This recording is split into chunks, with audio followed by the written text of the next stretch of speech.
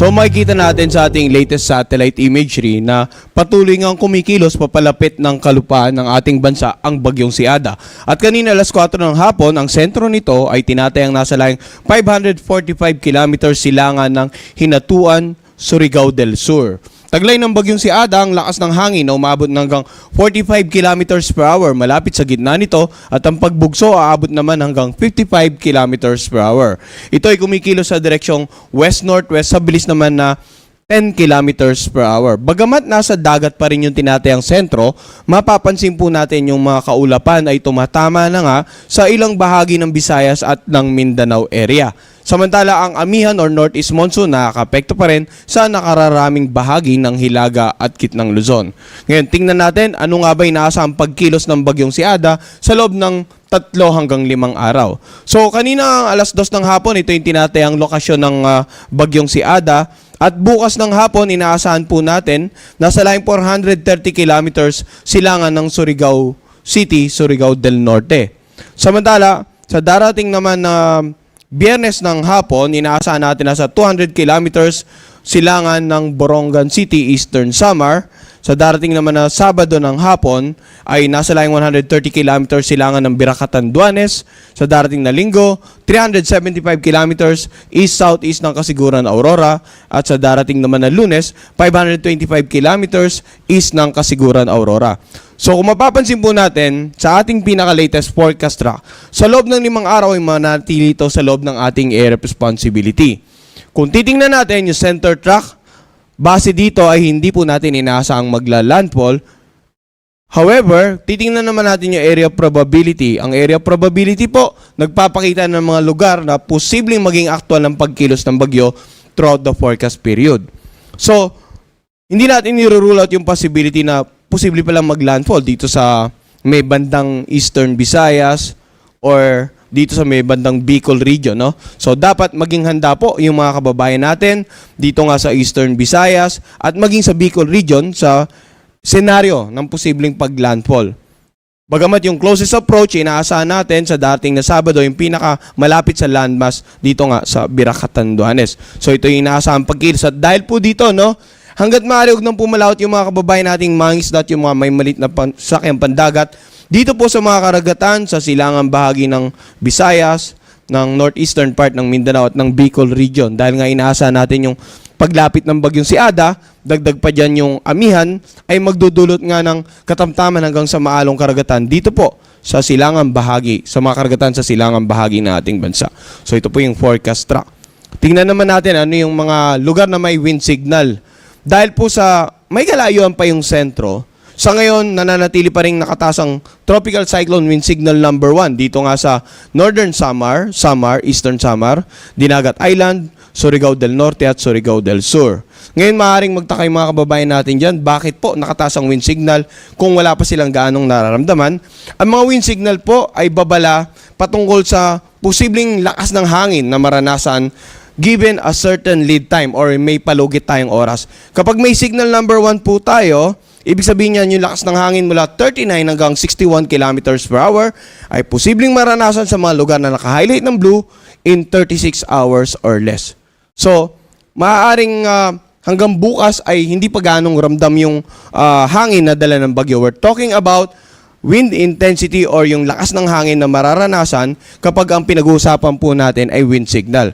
Ngayon, dahil sa pinakita nating forecast track na inaasahan nga nating kikilos ng malapit sa coastal areas sa silangang bahagi ng Visayas and then the Bicol region sa mga susunod na araw, posible pa pong madagdagan ng mga lugar na may wind signal at magkaroon pa tayo ng mas mataas na wind signal. Kanina, ipinakita po natin na posibleng umabot ng tropical storm intensity yung bagyo sa patuloy na paglapit nito sa kalupaan ng ating bansa.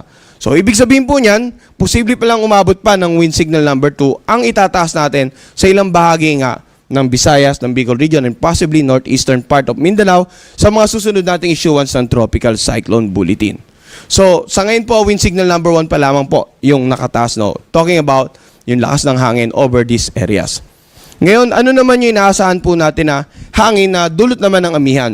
Hindi po lingid sa kalaman lahat, bukod po sa bagyo, umihira lang amihan or yung northeast monsoon. Kaya't ngayong araw, inaasahan po natin yung paminsan-minsang pagbugso ng hangin sa Batanes, Babuyan Island, Ilocos Norte, Abra, northern and eastern mainland Cagayan, sa eastern part ng Isabela, eastern portion ng Bulacan, sa lalawigan ng Aurora, sa nakararaming bahagi ng Quezon, sa Camarines Provinces, Norte at Sur, Catanduanes at Sorsogon.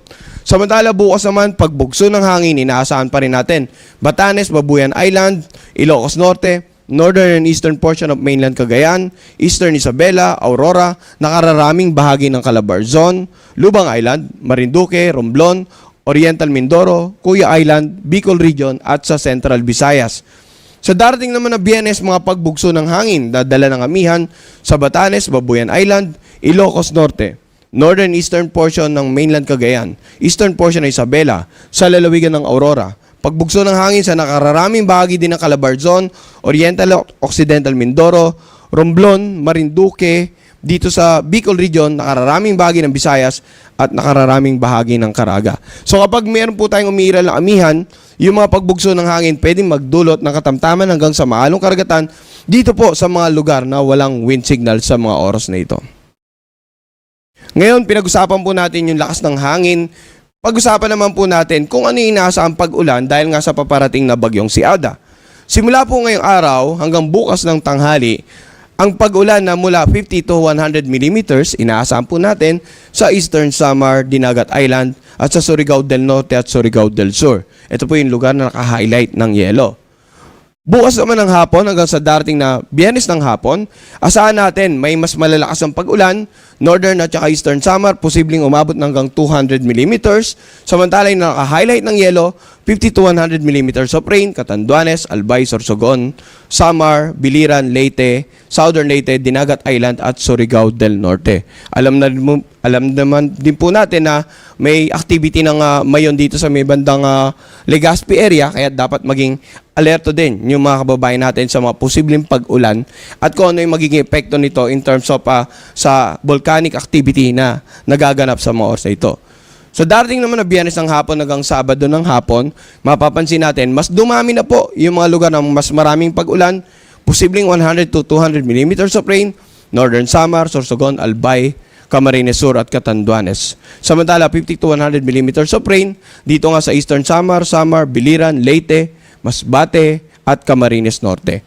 Ang mga pag-ulan po nating inaasahan, posibleng magdulot ng mga pagbaha, lalong-lalo sa mga mababang lugar, pagtaas sa mga level ng tubig sa mga ilog na pwede rin magdulot ng pagbaha sa mga komunidad sa paligid ng ilog, at pagguho ng lupa sa mga lugar na malapit po sa paanan ng mundo, lalong-lalo kung nakikita po natin na in the next 3 days ay mabababad sa pag-ulan ang kanilang lugar. Kaya dapat antabayanan rin po yung weather advisory patungkol naman sa ulan na inaasahan natin dala nga ng mga weather system na inaasahan natin makakapekto sa ating bansa in the next 3 to 5 days. Tingnan naman natin yung magiging lagay ng pag-alo ng mga karagatan.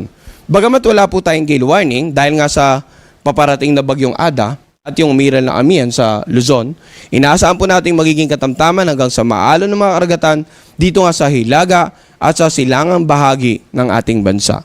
At ulitin ko yung nabanggit natin kanina, hanggat maaari, wag nang pumalawat muna yung mga kababayan nating mangingisda at yung mga may maliit na sakyang pandagat dito nga sa mga karagatan sa silangang bahagi ng Visayas ng Mindanao. Dahil nga po sa paparating na bagyo. At hindi rin natin isinasantabi yung posibilidad na posible tayong magtaas ng gale warning bukas. Initially dito nga sa mga karagatan sa silangang bahagi ng Visayas, northeastern part of Mindanao and possibly the southern part of the Bicol region.